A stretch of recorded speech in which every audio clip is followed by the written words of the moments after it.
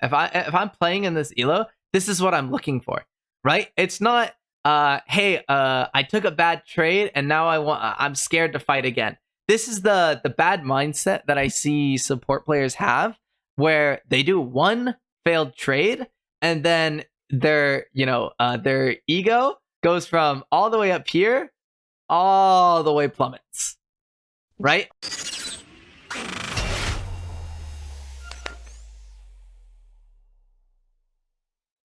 Okay, so one big thing I want to start out is, as Thresh, you have a very strong early game, and we said that we want to get level 2 first, ideally, right?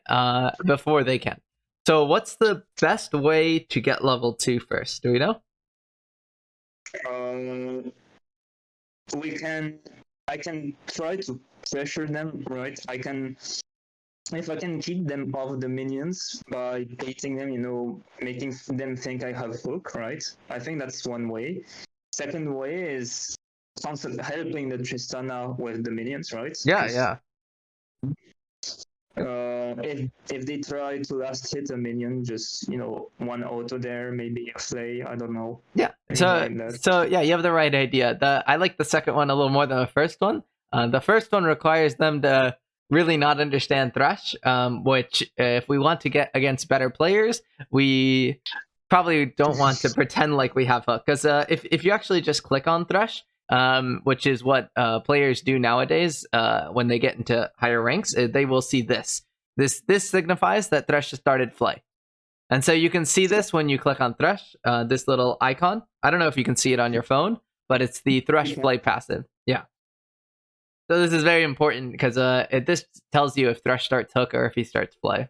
And you almost always level it early to help your jungler. So it's pretty obvious if a Thresh starts. So we get into this lane. Do you notice anything from this lane? This is a hard one. This is a trick question. Let me see. I'm gonna replay it here. Let me see if you notice anything from this lane. Tell me what you see about minion EXP.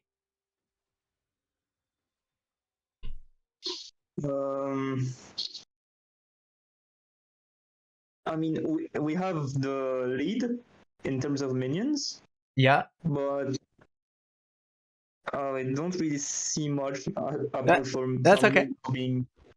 Yeah. It's a hard one. So the answer to this actually is that, see this first minion that Jinx is autoing here? Mm-hmm. Milio is actually very close to not being in range of getting experience. Meaning that Jinx is going to take this experience by herself, which ruins this whole plan of 9 minions equals level 2, right? For the enemy. Now it's going to be a little bit sooner for Jinx because she got one of these minions by herself. This is just something to keep in mind because now at level 2, when you guys kill the same amount of minions, Milio will be a little bit late to level 2. Jinx will be a little bit early, Milio will be late. If they're both not level 2 and we both are level 2, that's good for us, right? These kind of things happen a lot in I see it from Platinum and below, where randomly the support or the AD carry will leash a little longer than they should, and they miss out on experience. If you can recognize this, it's very, very important, because you'll now know one of them's not going to be level 2 while the other one might be. And we can take advantage of that, taking a fight where we're level 2 versus only one of them being level 2. Does that kind of make sense? Yeah, absolutely, yeah. Okay. All right, so we get into this lane, which is great. I would try, personally, to try to play towards the bushes. I don't know how much you know about bush control, but it's actually really OP if they give it up for you, right? Because if we stand in this bush, anytime Jinx goes to auto-attack a minion, that's where we slightly hop out of the bush, auto-attack them, walk back into the bush. Yeah. So it's something like I got used to it for absolutely no reason because I had to protect my carry from so many engaged supports. But yep, it's definitely matchup dependent. Matchup dependent for sure. Yeah, I should definitely try and to get brush control against Milio things. Enchanters. Yep, exactly. If you see the enemy as is an engaged support and they're playing all the way up here looking to go on my AD carry, sure, I can go match them, right? I can stay on this side of the lane. But if they're, not doing anything, or maybe they're, a lot of the times I see support stand really far back compared to their AD carry, right? Even engaged supports for some reason are sitting really far back. If that's the case, we should punish, and we should be here applying pressure. Now, I said something where I walk out of the bush, then I hit, and then I walk into the bush. Why do I do this? Oh, it's minion macro. Yeah, exactly. Although sometimes it's a bit funky, I think, because so many times I keep getting chased by minions when they don't have vision in the bushes for some reason. So I think it's a bit funky, but yeah, overall yeah, that's the idea. Sometimes it's a little bit iffy, but sometimes it means that maybe you walked into the bush too fast, or you didn't completely step out of the bush, or something like that. But usually, if you get that one auto, and then about like maybe half a second later, the minions or the vision of you will go away, and we walk back into the bush, and we're fine, right? Usually it's fine. If you notice, hey, minions are still aggroed on me, maybe take a quick step out, quick step back. These are just 2 clicks, right? 1 click, 2 click. So it shouldn't be too much effort, but it's the I want you to actively be thinking about this kind of stuff. There's a lot of things in this lane, but one of these big things that will help almost win most of your lanes is the free poke that you can get from bushes, right? And then this later becomes even stronger when we have hook or something like that. It's easier to land if we're trying to land skill shots from in the bush. Oh yeah, here. Oh, look, see, this is what I was talking about. Look at Jinx's level and look at Milio's level. Did you see? Yeah. Notice how Jinx got a yeah. So this was part of the very difficult question, but I just wanted it to be out there. Some cases are a little more obvious. This one I don't expect you to know immediately, but I want to kind of point it out to you because I don't know if you were looking at this beforehand, but maybe in a future game down the line, you're going to think, hey, the support's not here. I know now when I get level 2, this Milio is going to be pretty late to getting level 2, right? Missing a melee minion is pretty large, and it's going to take a while to get level 2 back. All right, so we get level 2 off this minion, and yes, yeah. What did I do? Yeah. Not too much, right? We just kind of okay. What a disaster. Oh yeah. Okay. So this whole thing kind of stemmed off of one big idea that I mentioned earlier, right? And if you're wondering, I don't watch these VODs beforehand. I watch them same time as you, because I don't want you ever thinking that, hey, he already knew what was going to happen because he watched it ahead of time. Nothing like that. Sometimes I tell my students to send me the VOD the second we start our call. That way, for sure I haven't seen it. But you can trust me, I haven't seen anything here. For this, we said I want to make sure that I keep a 1 minion lead, right, at all times. And so this is the hard thing because there's so many minions all stacked together. You're unsure of if I should be autoing, if it's too much autoing. Once the second wave crashes, we're usually fine. It's that first wave that we want to be careful of. This second wave, I want to get these autos and make sure the whole time here, I'm looking for level 2. So just the whole time, instead of just clicking around like we are now, I want to just be autoing, right? Because what happens when we're not autoing?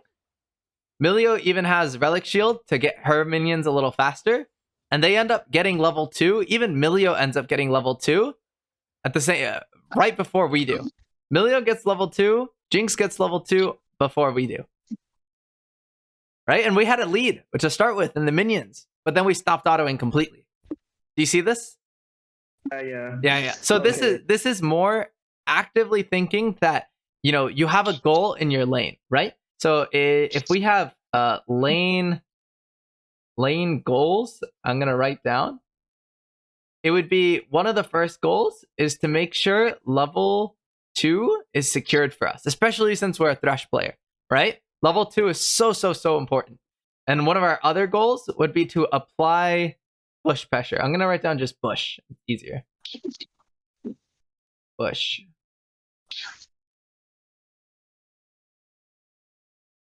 Bush pressure. Just like that. So these are so far the two biggest goals that we talked about already, right? We wanted to make sure that we get level 2. How do we do that? We got to auto minions. Auto minions. And then we want bush pressure so we can always trade just a little bit if they're autoing our minions. So far, these two goals are pretty doable in your next game easily, right? Mm-hmm. Yeah, I want this to be very clear. If you have any questions at any point, you can feel free to interrupt me. Anything like that, don't worry. You know, this is your session, right? So this again all stemmed from we got level 2 late, right? I know that you're looking. If you were to review this play on yourself, you'd be like, "Oh, this was a terrible flash here. I shouldn't have gone for this fight." It's more than that, because in this one game, I can tell you, yeah, this flash was obviously not the greatest, right? How will this help you in your next game? It really won't, right? It's hard for you to recognize that. What will is in our next game, if we're focusing on this level 2 and making sure that we always get this level 2, this little situation doesn't happen almost as much, right? And instead, we now have the level 2 advantage, and I can now play it more aggressive. And then in more aggressive games, if you somehow, mess something up, then we can go and talk about that. But for now, the first thing that we need to fix is getting this level 2 consistently. Right? There should be very, very few lanes that we don't get level 2. And that's if, like, an example is if they came to lane and didn't leash, and we had to leash, and they just keep pushing away, right? That one makes a little bit more sense. But even then, we can keep the lane here, and there's a lot still to do. There's a lot to do with the waves. I want, at the very least, to understand the biggest thing, which is try your best to try to make sure level 2 is guaranteed, right? That's our first biggest priority. And the second one is just do a little bit of pressure if they allow us from the bushes. Those are the two biggest things for the takeaways from this lane. In this kind of lane right now, look at where Milio is, right? Oh my god, he's so far back. Yeah. So these are the things that if you see someone playing in your own ELO, like me, if I'm playing in this ELO, this is what I'm looking for, right? It's not hey, I took a bad trade and now I'm scared to fight again. This is the bad mindset that I see support players have, where they do one failed trade and then their ego goes from all the way up here, all the way plummets, right? In general, for ourselves, I see this a lot from support. It's just you make one mistake on a poor fight, and you're maybe worried that, hey, I'm gonna get flamed for this. I gotta stop. Trying to fight completely, right? And it's a really bad habit because enemy supports do this all the time. This is inting, right? She's so far away.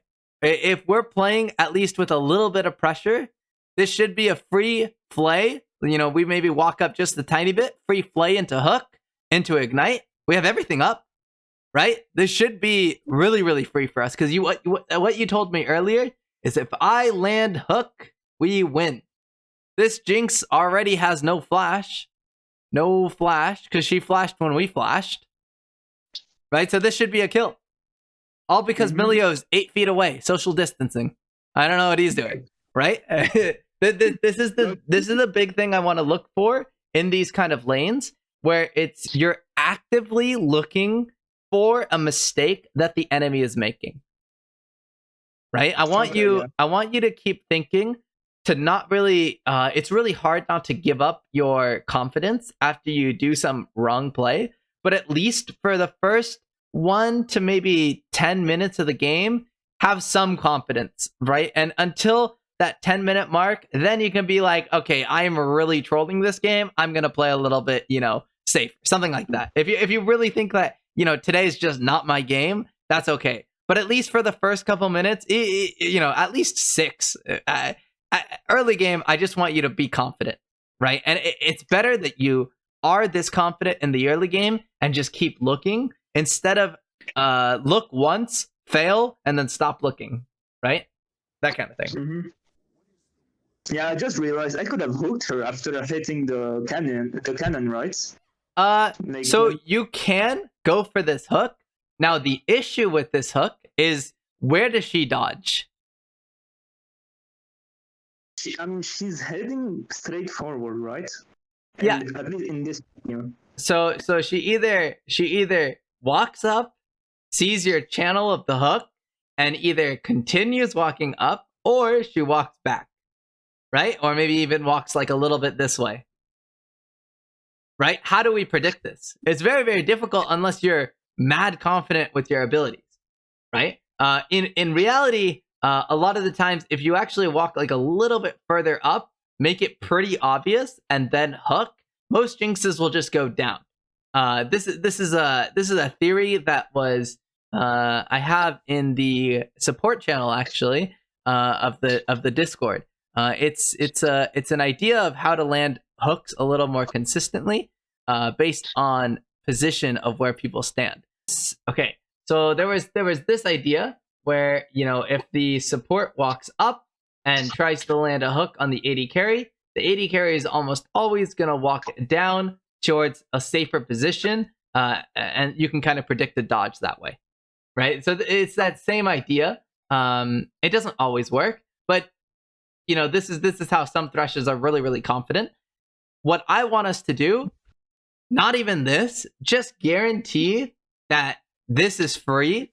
I just walk up and flay. The moment she goes for this minion, I walk up and flay. Flay hook, right? There's no missing. It's these kind of small things that are very important. See how she walks up here? This minion gets low. I want to be looking for a flay onto this minion again. So while you think the flash that you did earlier was really bad, it actually wasn't as bad as you think, because we got Jinx's flash off of it, right? Jinx's flash is now gone. We still have health potions, thankfully, so we can kind of say, okay, that was my one mistake I can make in this lane for a failed engage. If I do it again, my HP is gone. But I at least have this little backup for next time. Blowing her flash is very, very important as Thresh. And I'm okay with you flash for flashing. It's really not that bad.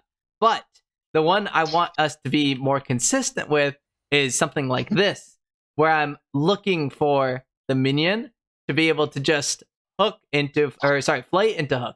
Just very, very consistent. If you go for that hook there, and if you go for that hook there, by the way, and it misses, it just gives you so much less pressure, and Jinx can just start autoing you with her rocket form for free, or, you know, without really having to worry about that long distance hook. A good Jinx will actually space your flay, which becomes really, really annoying. But the timing that we look for is when these minions get low, right? That's our best bet. Whenever we see these minions low. You're okay. I like that we're trying to play off of vision, which is nice. This is actually this is actually in vision a little bit. I believe there's one tiny pocket not in vision, but this minion's really awkward and can show you here just for a little bit. They kind of see you walking until around here.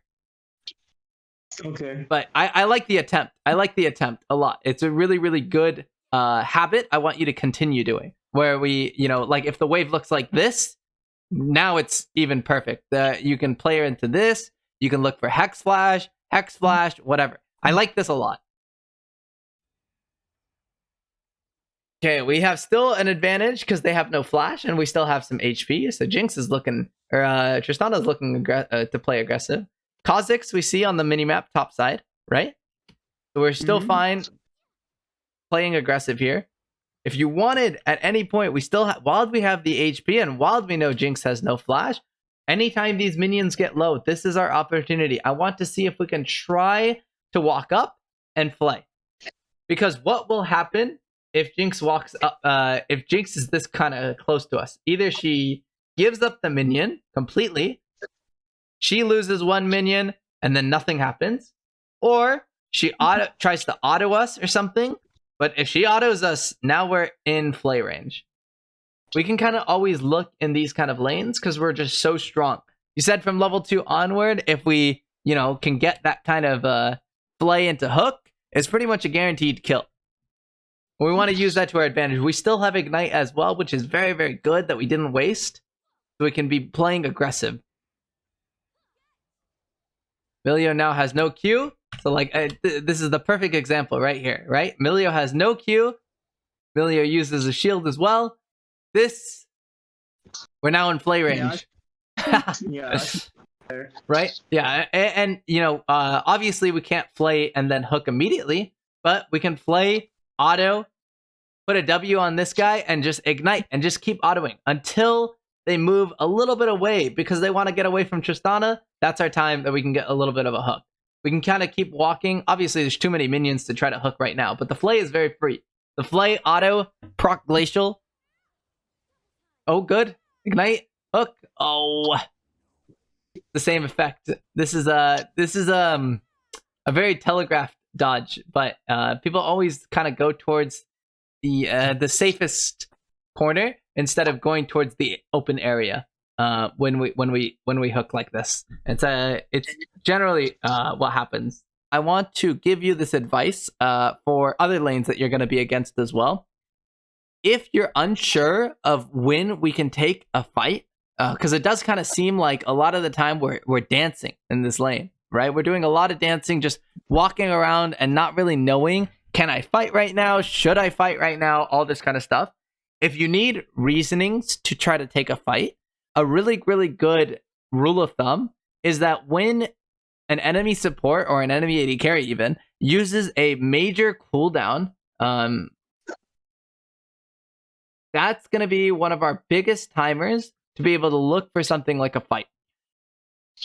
For example, the most obvious example I have for you is Blitzcrank. If this guy misses his hook, what are you going to do? Oh, it's free. It's GG. Yeah, right? It's GG. Yeah, you just run at them. It's free. This champion is useless if he doesn't have a hook. But the same idea goes for almost every support. And that's what's very, very important to recognize. If, you can name any support, if something like Karma uses either her shield or uses her Q, you have a small time that, hey, when these are gone, now I can take a small trade and I will always win it because they don't have that ability. Right? It's the same idea for something like Lux. If Lux uses that binding or something, what is she going to do now to stop me from running into her ADC? Right? Same idea with Milio. If Milio uses that Q or something like that, now I'm freely able to kind of walk in as a engage and just flay her for free. Right? These are the kind of things I want to look for when I trade in lane. And this would be, I think I had it written down, the lane goals. This would be goal number 3, right? So the first one was to make sure that the level 2 advantage is ours. The second one is we want to play towards the bushes. The third one is we want to punish cooldowns. Right? These are the most important things so far. There's a lot of smaller things that I'm still mentioning, and I do have this recorded if you wanted to, play it back later. But these are the smaller things, or these are the major things that I wrote down that are very, very important for your lane. Does this kind of make sense? Yeah. Do you have any questions? Yeah, no, that's very understandable. Okay, good. This is what I want us to try to fundamentally get. Oh, good try. Yeah. I want us to try to get a little bit better at playing more consistent and making sure that we're winning our lanes on our own. Because again, if you just win your lane, the rest of the game comes a little bit easier because for one, you have just more gold to spend for your AD carry, right? You have more gold that even if you do a bad play, you just have so much gold that you can kind of win with that bad play. Is that going to make sense? It's easier to play off of someone that has gold versus someone that doesn't have gold. Yeah, it's like room for mistake. Yeah, exactly. Yep. Okay, so I'm going to skip just a little bit forward from the... Oh, okay, yeah. So they try to crash in the wave. That's fine. This whole time, we should be looking to play a little bit more aggressive, but our window's kind of gone. Now, here's where it gets a little bit complicated. So I'm going to kind of only brief you on this topic because I think just the basics is very, very important. Do we know where the jungler started on the map Yep. He starts blue, pretty sure. The jungler most likely started blue, which means what? He probably like full cleared into red, and that's why we saw him top after that. Yeah. So they usually path their way up. A lot of the time, it's very, very common. And then they go look for something top side of the map. Around 20-ish is where you can expect to see them on the other side of the map. And then when they come back bot lane, that's going to be around 4:30-ish. And so from here to maybe 5 minutes ish, we should be a little bit careful. Now we can't see the time right now because it's a little bit blocked, but we have thankfully timestamps to kind of tell us what's happening. We are 4 minutes and 51 seconds, which means that their jungler should be somewhere on this bot side of the map. Right? Mm-hmm. So it's going to be pretty dangerous right now for us to do anything. Our goal, what we can do is, one, let the wave push back into us and now play safe. We can quickly take a ward so we don't get dove or anything like that. Or two, if your AD carry wants to, you can try to look for a reset. Now, I wouldn't reset because this wave that we were resetting on is not a cannon wave. So they can easily push it in and we lose a lot of minions. But if it is a cannon that's coming in, it's harder for them to crash it into the tower, and we can look for a reset then. So we can just play here, and we can look, maybe the next wave that's coming in might be a cannon, and we can play off of that. So the wave crashes in. I don't want to play too aggressive. Oh, that was such a risky ward by this Tristana. That's okay. She got it off for free. So thankfully, at least we know their jungler isn't in the river right now. Most likely still coming back towards bot lane, though. We have the wave crashing in. This is fine. If they try to poke us under tower, we can look for Flay. No. Oh, okay. Ignite. W. No, our W. We actually could have lived if we just pressed W a little earlier, right? From right here, hook, and then ignite and W. Oh, she cleansed as well. I think that was cleansed, right? Yep, that was her cleanse. She cleansed the hook, and then thankfully she actually didn't cleanse ignite. She was slightly late, which is really good for us. We should be spacing out ignite and hook if they have cleanse. But whether this is intentional or not, it doesn't matter. It worked out for us. We just should have pressed W as well. This you had the right idea. It's a little bit sloppier. Right, I want us to, if we're in this kind of auto range under tower, like we mentioned here, right? This should be free to look for that Flay. You can already start with W if you want to. Flay, W, auto, and ignite. That would be my combo here, right? Yeah, for some reason, I walked around, did some. Yeah. I'm confident, I think. Yeah, so I would look for just something like this. And then whenever I get a Q opportunity, that's when I would go for the Q after. But ideally, it's fine to walk around the minions. Walking all the way this way like you did was a little bit weird, but that's okay. It still kind of worked. I like that we at least used ignite and all this kind of stuff, which is good. There's still it's very, very common that you'll see for some reason the supports will hold ignite. I don't know why, but not really ideal. All right, so we get our first base finally. We have 900 gold. Let's see what we buy. Boots and a ruby. No. Okay, so as for itemization, there's kind of a tier list on what items are actually objectively better than other items. And so on the top of the tier list, do you know what it is? Boots? Close. Boots are really, really good. If we're playing for lane, there's something slightly better. Oh, it's the crystal. Yep, right? yep. This item right here, Ruby Crystal. And this item is actually really, really high up on the tier list because of the raw 150 HP that it gives. There's a lot of math that's already been done where if you get hit from an auto attack or something, 15 armor doesn't really cut away much damage from their auto attack compared to how many more auto attacks you can live, which is about 3 more auto attacks early game from 150 HP. The tier list kind of goes where it's Ruby Crystal as your, biggest and most important thing, and then we have Boots, who's very, very strong, and then kind of everything else. Everything else. Anyways, yeah, that's the itemization that we should look for. Some games is Thresh if I'm not playing directly for my lane only. Maybe my lane is something a lot more passive. Maybe I have the Jinx, or maybe I have like a Sivir or an Ezreal or something like that, and I'm not really playing to only stay bot lane. I would look for tier 2 boots as soon as possible.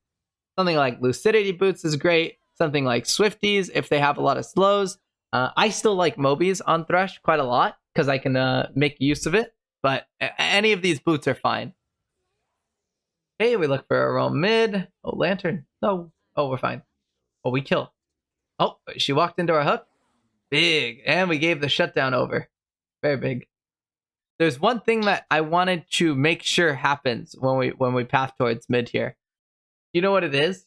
I think the wave Yep. at bot. Yes. Perfect. Yeah, the wave at bot is one of the first things that I want to make sure I look at. What do I want the wave to be looking like? Pushed up against their tower. Yeah, we want it to be crashed against this tower. What does it do when it's crashed against the tower? It forces them to either, like, if they want to match my roam for some reason, they lose the wave. Or if they don't, well, they don't match my roam, but they have to actually get the wave, right? Or they lose out on it.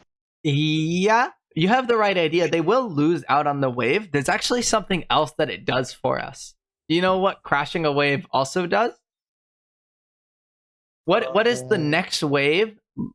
What happens to the next wave when we crash this one in, for example? They're gonna... Oh, it's gonna reset.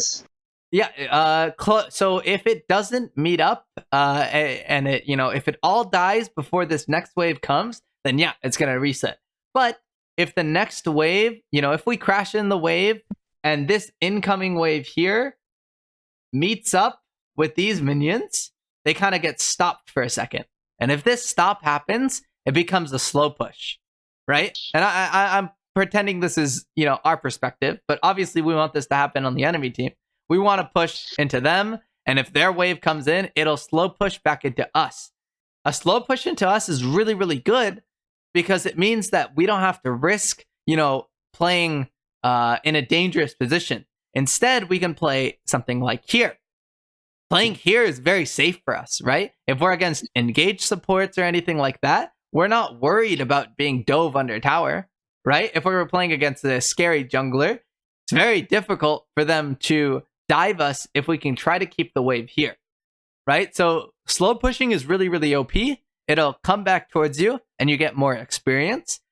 It also means when we roam, we're a lot safer for our AD carry. Right? If this bot lane is like what it is right now, Milio Jinx, their dive potential on Tristana is very, very low by themselves, right? Mm-hmm. So we're free to leave even longer to let her kind of catch all of this wave that's going to come in from the next slow push. All for free. She's going to get a bunch of levels, and it's no big deal while we get a bunch of plays happening mid lane or wherever we went. That's the idea behind crashing. So it's not just that they lose minions, but it's also that it puts our wave in a better spot afterwards and gives us more time to roam. Now, the next big lane goal that I want us to kind of get used to, and this actually applies outside of lane as well, is going to be pings. This is so, so important, right? And so what do I mean by pings? First, this gank is good in theory, right? A Poppy coming into your lane, that's great, but you're a little too far for this to work. Ideally, Poppy pings on the way right here. We walk up whenever we can. Next wave, if we see something like, if we see something like the wave is not good, or, we're not in a good spot, we just ping back. What we also can do is we want to ping, I'm coming this way, and we go around with our puppy. That's also another option. You can also ping, I'm on the way, and then look for a flash a little earlier as well, if you wanted to go for the flash shot. So we walk up, and Poppy's still here. Okay. And we get a kill. Nice. These plays that I've been seeing so far, one big thing that I'm also noticing is that our lantern usage is a little bit rough, right? Either we do it really late, we do it so late that we actually die because of it once, or we just don't do it at all, right? I want us to get into the habit of using this W a little bit earlier. This is just this is more of a mechanical thing, and I can't really force you to do it, but the best thing that I can do is just, hey, let's try to keep in mind as a mental note, we want to make sure we're using our W a lot more often, or at the very least, I'd rather you waste it early than not use it at all, right? Okay. This is the big thing that pings come in handy. We want to communicate what we want to happen. And I know I'm talking a lot about waves right now, but it's more the very basic. There's two big things in the wave that I want to know. The first big thing is, level 2, like we said earlier. And then the second big thing is just crash waves. That's it for wave management until you get into like higher elo. I don't really care about anything else. I think these two fundamentals are so important. If we can learn and master these two things, it's just going to make your games a lot easier, and we won't have games where the wave gets stuck here, your AD carry loses a bunch of minions, their AD carry gets a bunch of minions, right? It's just unnecessary leads that they're getting. Okay. Make sense? All right, so we get into lane, we press tab. What do we see? There's some whenever we press this tab button, we get information. What information are we getting? Okay, right? Yeah, but in general, we know that these guys are winning, and then this guy's not winning, right? And so why am I saying this? It's actually very important. Now, at around like 7 to about 10 minutes, you can kind of guess who on your team is probably like a decent player, who's not really that great of a player, right? So if Lux is not really winning too hard on her own or anything like that, whether her matchup is bad, whether she got ganked or whatever, I don't really know her situation, but I can assume that Garen is probably going to be one of these people I might want to play closer towards, and so with Poppy. And if Lux is by herself, I probably don't want to play and waste my time with her as much. If she's joined in with these guys or joined in with some other people, that's fine. But when we get into mid to late game, I want to make sure that she is not the person that I am like spending everything towards, because this is gonna be a little tougher for us and make the game harder for us for no reason. Does that make sense? Yeah, just default to mid because it's the closer to lane towards. Yep. Yeah, that's so this early in the game, it's fine. I was more talking about when we get into like past 10 minutes and get more into the mid game. How do I play more of the mid to late game? This would be it, right? This would be how I play the mid to late game on decision making and all that kind of stuff. Right? I'm pretty sure you said you wanted to go over a lot of the decision making and mid to late game. This is the big one. This is the big one. It's just understanding this early on who you should be playing around for mid to late game and how we can play towards them. That's one of the biggest things for mid to late game decision making. All right, so we try to look again. We leave base. We don't look at bot lane, unfortunately. I'd really love to see what my wave looks like, right? I'd really love to see what mid lane looks like. Does this look gankable? That's kind of hard. Yeah, exactly. After reading the tab menu and seeing all the items Aurelia has versus Lux just has a Doran's ring. I don't know why she just has a Doran's ring, but all she has is a Doran's ring. How likely are we to win this? It's gonna be pretty hard, right? So instead of doing something like this, after reading tab, this is where looking at bot lane, looking at mid lane, and the key word here is look, to see what we're trying to do, right? We want to see if this is an option. We have to say, no, this is actually not that great of an option, unless maybe Poppy comes and it's 3 versus 1. But otherwise, it's not really that great of an option. I'm just going to go back bot lane, right? And from here, the cool thing is, from here, you can actually gank your own lane bot lane. We're strong, and we're an engaged. We have a very, very strong bot lane. So I can loop around my bot lane to gank it. I don't have to show in lane. This is one really, really easy method to get some kills. But right now, we're kind of wasting time. Jinx is all the way up into our tower. It's really hard to see right now because YouTube's kind of covering it. But Jinx is pushed up all the way towards our tower. Instead of, kind of wasting our time here, this would have been a really nice way to go bot lane and get a kill. Yeah, easy gank. Yeah, exactly. So this is the thing as well. If you're a jungler, think you're a jungler right now. If you're Poppy, right? Are you ganking a lane like this? No, right? So why are we walking like this? Unless you have no intentions to fight, which I kind of want to fight with Tristana, with Ignite up and all that kind of stuff. I kind of want to fight. I would go around. Makes sense? Mm-hmm. Yeah, okay. Oh, for some reason, Tristana got chunked out for no reason there.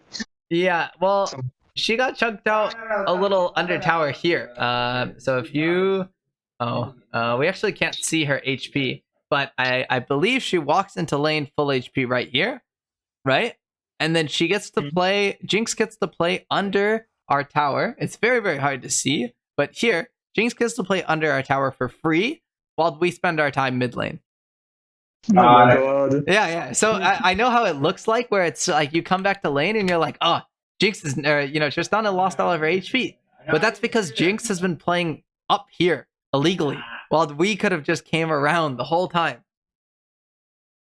Right? And it's not even like you didn't know that this was ungankable, because we pressed tab and we saw Doran's ring versus a whole bunch of other items. We saw 3 kills versus 0 kills.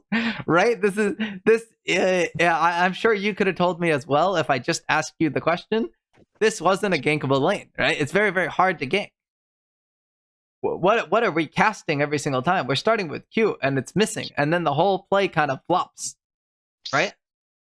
I should just walk up. Yeah, walk up, play. Yeah, exactly. Anything under tower is free game for us.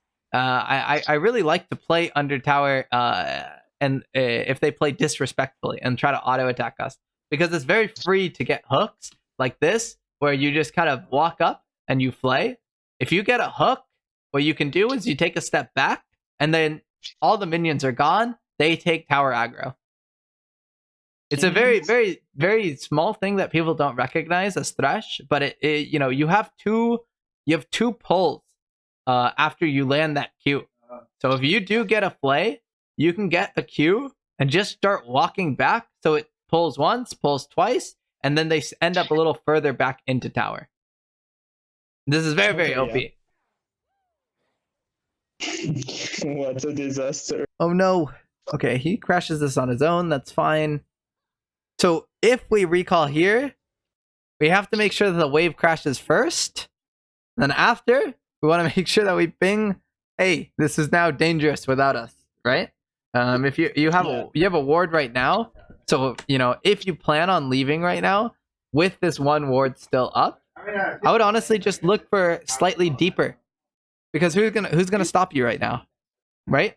We go for a little bit of a deeper ward to save our Tristana, and then we get out.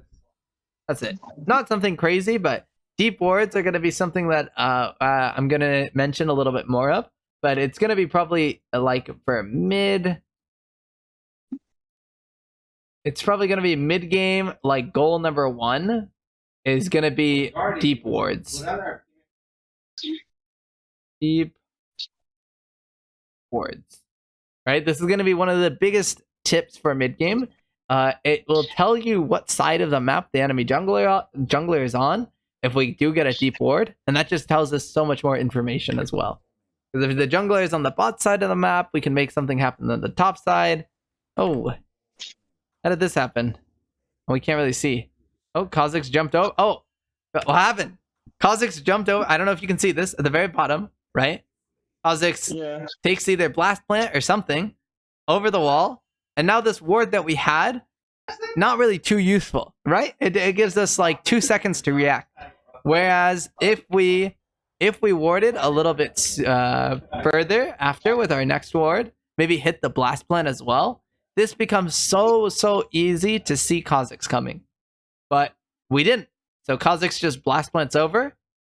He gets spotted right here, and it's kind of too late. Right? Yeah, okay. Mm-hmm. This is the impact the wards can have on where you place them. And it can help out your team a lot. And even if they don't see it, we should be looking. And we should just ping it. And that's where pings also come in handy. But I mean, Tristana kind of used a lot. She survived, thankfully. But she shouldn't have to, waste anything like that. If our ward was slightly better. Oh, okay. Nice. We play off a vision. This is really good. I like this.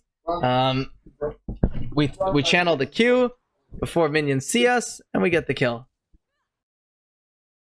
Oh no! But we didn't lantern. No. Flash Q. No. Okay. What did we do again? There's an ability that we're not using, and it's not Flash. Not this one, but this one. I think at this moment I was assuming, well, why use Lantern? Tristana can just jump. Yeah. But I mean, why jump when she can take Lantern and then jump after, right? Yeah. So that's the thing. Remember how I said earlier? I would rather you waste Lantern than not use it. I want you to get into that habit. I would rather W gets used and it has no value. Maybe it shields one auto. I don't know. But it has almost no value rather than just not using it. Because at the very least, if we do W here, this actually becomes a kill. It's very sad that it isn't a kill, right? Milio kind of comes in a little clutch with all the movement speed that she gives. But this should have been a kill before Milio even arrives. All because of our W is not used. Our Poppy and our Garen just killed probably their most fed player, Aurelia, right? These are the people that we want to be playing towards. And if they're not here, then my idea is I don't want to fight. Right? While we got the hook and the cleanse is great, if she actually just steps up into us, she can win this. Right? She actually can win this. And that's what becomes very worrisome. We need to recognize that in mid to late game, if I'm not playing towards that fed player, there's kind of really nothing. I don't need to do a whole lot.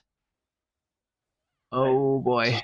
What a disaster. Yeah. So again, it's the same thing. Which players are we near? Yeah, we're kind of near. Lux and Tristana. Are these the players we said we want to play around? No, right? So why does this play fail? Because she doesn't even have to play it properly. She just has a gold advantage as well, right? It's easier for her to get away with this kind of gameplay because of how far ahead she is as well. Now, maybe if we ping help from the Poppy and we lantern her over and then this becomes a 4 versus 2, that's great. That's a fine fight. But without that Poppy, I wouldn't try. Oh no. What happened again? What happened? Let's see. What did we do? We missed hook. No. And then, right? It's the same thing. If you want to play from Vision here, which is a really, really great location, if you want to play this little pocket of Vision, I don't know if you're doing this intentionally or not, but this is actually really, really, really good.